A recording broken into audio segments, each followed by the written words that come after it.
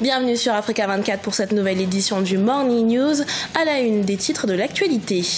Amina Gurib Fakim a démissionné de la présidence de l'île Maurice ce vendredi 23 mars 2018 après plusieurs semaines de pression et autres tractations politiques. Une démission qui divise l'opinion publique. 15 compagnies pétrolières sud-soudanaises ont été sanctionnées par les États-Unis. Elles sont accusées d'être impliquées dans le financement du conflit qui sévit dans le pays depuis 4 ans. Et puis découverte du long métrage À qui la faute, qui est signé par le réalisateur guinéen Lanciné Silla. Première production de ce dernier, l'œuvre aborde sans tabou les tribulations de la jeunesse guinéenne et sensibilise tout particulièrement sur les maladies sexuellement transmissibles. Mais tout d'abord, le président camerounais Paul Biya poursuit sa visite en Chine. Au deuxième jour de cette visite, le chef de l'État camerounais s'est rendu dans les locaux de certaines entreprises chinoises. L'une d'entre elles utilise le bambou de Chine comme matière première dans l'ameublement, le BTP, le textile, sans oublier l'agroalimentaire. Après un passage à la société Huawei, le président camerounais s'est également rendu au Palais du Peuple. Un moment de commémoration a également eu lieu avec le dépôt de la gerbe du président Biya sur la tombe du soldat inconnu. Clou de cette deuxième journée, une visite à Star Times. Cette entreprise est en charge de la réhabilitation de la radio-télévision publique camerounaise. Le président Paul Biya a salué la qualité des relations de coopération et d'amitié entre son pays et la Chine. Amina Gurib Fakim a démissionné de ses fonctions présidentielles ce vendredi 23 mars à Maurice.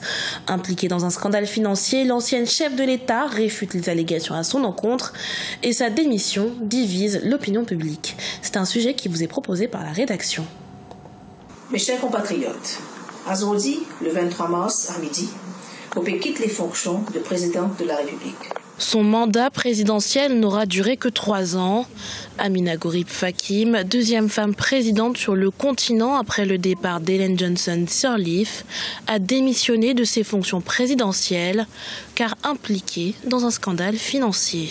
Il y a beaucoup d'allégations contre moi qui m'ont fait servir carte de crédit pour faire un achat personnel.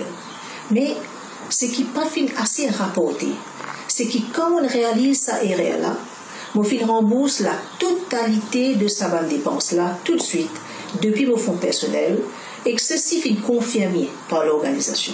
On reste confiant que si elle l'enquête pour faire, la vérité peut éclater et beaucoup lave l'honneur. Amina Gurib Fakim réclame 500 millions de roupies mauriciennes de la part de la Barclays Bank pour violation du secret bancaire. Dans la capitale de la nation insulaire, Port-Louis, la démission d'Amina Gurib Fakim a laissé les habitants plutôt pantois. Elle a enfreint la Constitution. Il n'y a aucun doute à ce sujet et pour cette raison, elle a dû démissionner ou bien elle aurait été destituée. Non, ce n'est pas une faute grave. On lui a permis d'utiliser la carte et de la garder, alors elle a utilisé. Elle aurait pu s'expliquer. Par contre, je ne crois pas qu'il fallait démissionner. Bien que l'après Amina Gurib Fakim ne se soit pas encore concrétisé, Amina Gurib Fakim a d'ores et déjà l'assurance de pouvoir conserver tous ses privilèges, y compris les 2/3 de son salaire. Résurgence des pressions internationales sur le Soudan du Sud. Le 21 mars, de nouvelles sanctions ont été imposées par les États-Unis à l'encontre de 15 compagnies pétrolières, des sanctions qui seraient justifiées par l'utilisation présumée de fonds de guerre dans ce pays en conflit depuis 4 ans. Corinne Kamsefehem. Le ministère des Mines du Soudan du Sud, le ministère du Pétrole ainsi que la société pétrolière nationale Nile Petroleum font partie des 15 entreprises visées par les sanctions américaines annoncées ce 21 mars. Ces sociétés et structures étatiques sont désormais tenues d'obtenir des licences spéciales pour commercialiser leurs produits aux États-Unis. Le département d'État des États-Unis estime qu'elles sont une source de liquidité pour le gouvernement sud-soudanais accusé d'entretenir le conflit dans le pays. Le gouvernement sud-soudanais et les acteurs officiels corrompus utilisent ces revenus pour acheter des armes et financer des milices irrégulières qui compromettent la paix, la sécurité et la stabilité du Sud-Soudan. Le gouvernement sud-soudanais avait récemment fait état d'une importante tension de trésorerie. Ces nouvelles sanctions sur les activités pétrolières compromettent les plans du gouvernement qui veut se refaire une santé économique. Le pétrole représente 60% des exportations au Soudan du Sud et les États-Unis, un partenaire commercial de premier plan. ce sont des sanctions unilatérales qui, à mon avis, auraient dû passer par une institution internationale de développement qui aurait pris en compte tous les paramètres de la situation du Sud-Soudan. De cette façon, on risque d'avoir non seulement une sanction dont la durée dépend uniquement des autorités politiques américaines, mais dont les conséquences peuvent être très désastreuses sur les populations de ces pays-là. En début d'année, les États-Unis avaient imposé des sanctions contre des personnalités politiques et militaires du Soudan du Sud après un embargo sur les armes. Les États-Unis souhaitent l'aboutissement des pourparlers entre les principaux acteurs de la crise au Soudan du Sud. Pour l'heure, toutes ces sanctions n'ont pas fait fléchir le président Salva Kiir. Dans l'actualité également, en Côte d'Ivoire, Aïssatou Samba Diop exerce le métier de couturière depuis plus de 40 ans. Autodidacte, cette veuve et mère de 8 enfants satisfait des générations de femmes à la recherche de l'élégance et a également transmis sa passion à ses filles. C'est un portrait qui vous est proposé par Olivier Conan, notre correspondant en Côte d'Ivoire. Conscience professionnelle et doigté magique, ce sont les ingrédients qui ont fait le succès de Mme Aïssata Samba Diop. Cette veuve, mère de 8 enfants, ne sait ni lire ni écrire. Cela ne l'a pourtant pas empêché de réaliser son rêve d'être couturière. Depuis plus de 40 ans, assise derrière sa machine à coudre, elle confectionne avec soin des vêtements chics pour une clientèle à la recherche de l'élégance. Le talent de Mme Diop s'est manifesté très tôt pendant l'enfance. À l'âge de 15 ans, je partais ramasser des petits morceaux et puis je cours à la main. Et puis pour faire habits de poupée quoi. Et puis je vendais à les enfants. Les femmes qui courent au marché, des fois ils viennent faire commande à un mois. Au marché là, ça n'a rien à voir pour moi. Madame Diop a un message à l'endroit des femmes et en particulier des jeunes filles. Seul le travail permet de s'assumer et de réussir quel que soit le domaine dans lequel on évolue. On peut faire dans le monde là, on peut faire tout pour réussir.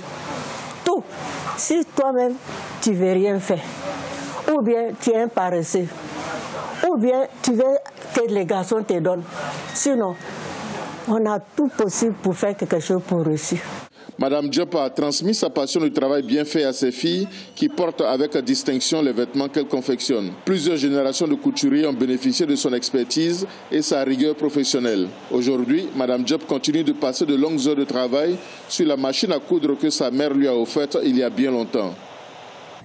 Culture à présent, À qui la faute est un long métrage dressant un récit sans tabou des défis auxquels fait face la jeunesse guinéenne. Première production cinématographique du réalisateur Lancinet Silla, ce film bouscule les traditions tout en sensibilisant sur les maladies sexuellement transmissibles. Découverte avec notre correspondant Emmanuel Milimono. À qui la faute? Un long métrage d'1h30 qui campe les travers de la vie moderne et sensibilise les jeunes contre les infections sexuellement transmissibles.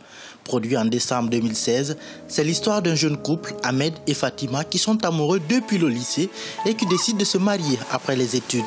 C'est l'une des rares productions cinématographiques guinéennes qui bouscule les traditions et aborde sans tabou les défis liés à la vie juvénile. À qui la faute est un film qui parle d'amour, d'infidélité, de trahison, mais surtout c'est un film de sensibilisation qui sensibilise les jeunes contre les maladies sexuellement transmissibles, surtout le VIH et SIDA. À qui la faute est le tout premier long métrage de Lancinet Silla. Après sa sortie officielle le 1er décembre 2016 sur YouTube, le film compte à ce jour environ 1,5 million de vues.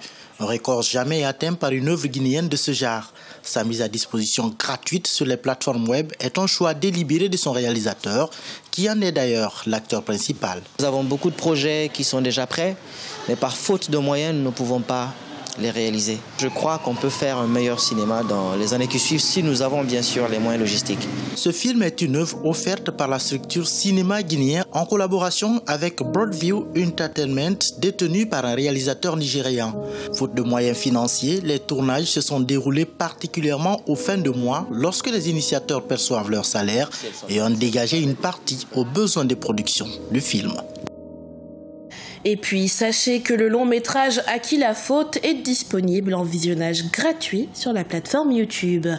Ce journal a été préparé par l'ensemble de la rédaction. Merci pour votre fidélité.